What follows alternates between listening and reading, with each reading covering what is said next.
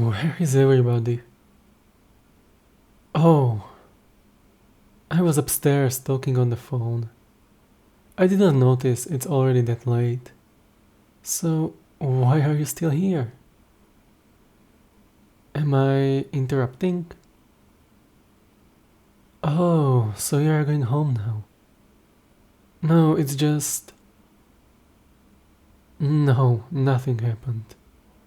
Do I look like something has happened? Okay, maybe, but I don't want to talk about it. But I think I don't want to be alone right now. But I don't want to bother you either. Are you sure? Yes, coffee would be great.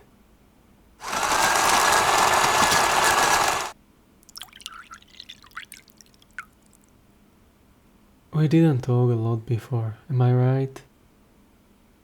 Really? Never? Yeah, I'm not really talkative. And I mostly come here for money, not for friends. Andy? I think he's just easygoing with everybody. Have you ever heard somebody saying I don't like Andy? But I'm not sure if I could call him a friend. We didn't even ever hang out in private. So we are almost complete strangers. What do you usually talk about with strangers? I don't talk with strangers either. So... yeah, books. I can talk about books. Do you read books? I don't think I read any of these. Any authors? Sounds familiar. I've probably read something, but it wasn't my taste. I like science fiction. Not really. I mean, I do like Star Wars, but that's not that kind of sci-fi. I'm more into classics. Have you ever heard about Philip K. Dick, for example? Blade Runner, Minority Report, Total Recall. These are all adaptations of his books. He was a genius. Reading him is like entering a different state of mind. For example, The Man in the High Castle. It's about how the world would look if Germany and Japan would win the Second World War. It's mind-blowing. And there's more. Why are you laughing? Oh, I guess I might get a little overexcited when it comes to books. It's just, I really love books. Other authors? Lamb, Polish writer. He was incredible. Dick even said once that Lamb is probably a team of writers, because his work was too much for one author. And the more I read of Lamb, the more I see his point. His books are so diverse. Solaris with George Clooney is based on Lamb's book, but the book is way better. If I can recommend something for the beginning, Tales of Pirks the Pilot. That's rather easy to read, but still incredible.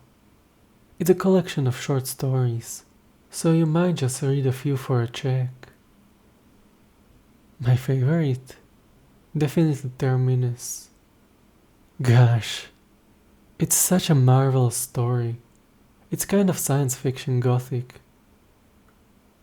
Yes, it's a story about Pirks starting a new job, and the spaceship he's taking over seems to be haunted. I won't say more, you have to read it now. It's not long. Sci-fi is not only about the future and space and rockets. There are many subspecies. You would probably find something you like. Oh, a long time ago, I had a roommate who studied Russian language. He's kind of responsible for my love for sci-fi, 'cause there is lots of great Russian writers in that genre. He once translated a Bullichev short story, someone else's memory, about a scientist who cloned himself.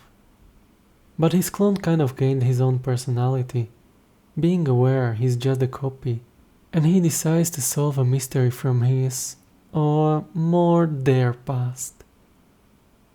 It's like you just divided in two, and one half decided to cure your trauma against your will. It's such a masterpiece. I still keep the copy of that translation.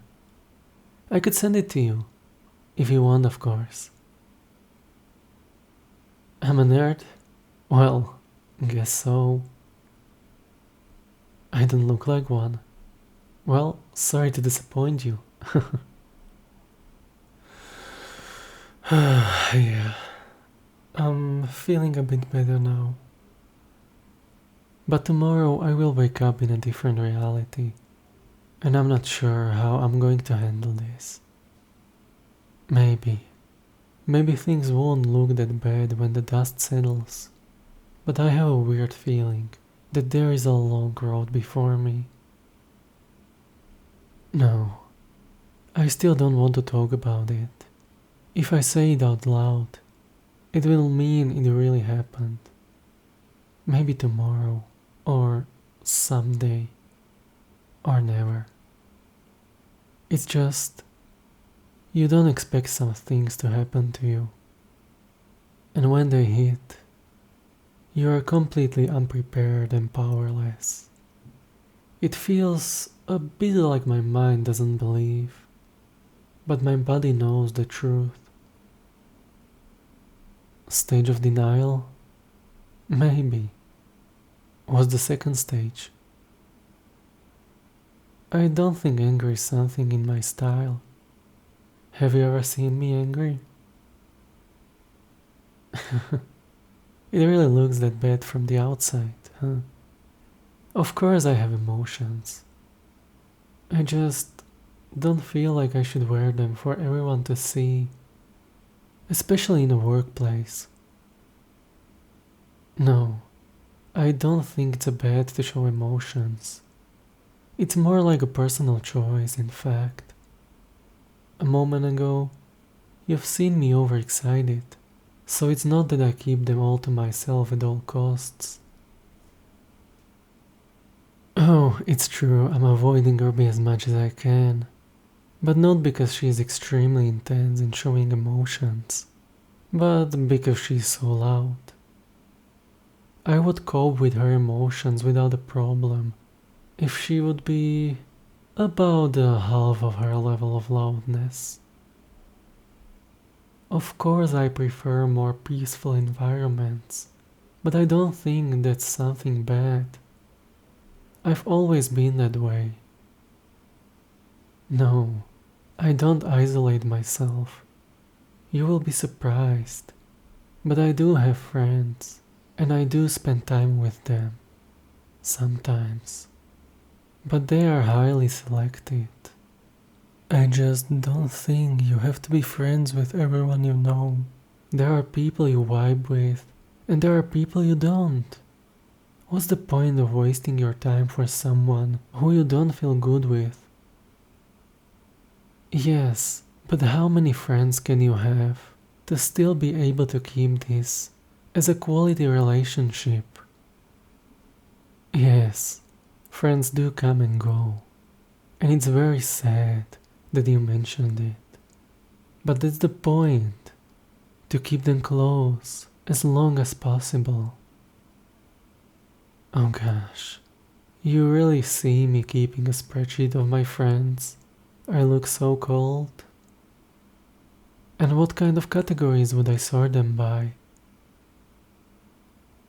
Oh boy, it's rude and cruel, and funny at the same time. How could you? Have you finished your coffee? Yeah, I did mine too. No, it would be stupid to stuff myself with more caffeine when there's probably a hard night waiting for me. So, do you have any plans for the rest of the day? Wanna go for a walk? I'm glad. Let's go.